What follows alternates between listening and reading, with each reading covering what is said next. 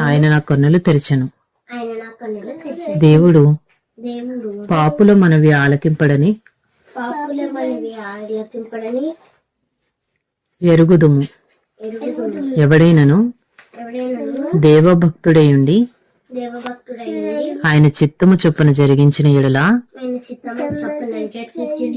ఆయన వాని మనవి ఆలకించును. పుట్టు గ్రుడ్డి వాని కన్నులు ఎవరైనా తెరిచినట్టు లోకము పుట్టినప్పటి నుండి వినబడలేదు. ఈయన దేవుని యొద్ద నుండి వచ్చిన వాడు కాని ఎడల ఏమియూ చేయనరడని వారితో చెప్పెను. John chapter 9 24 to 33.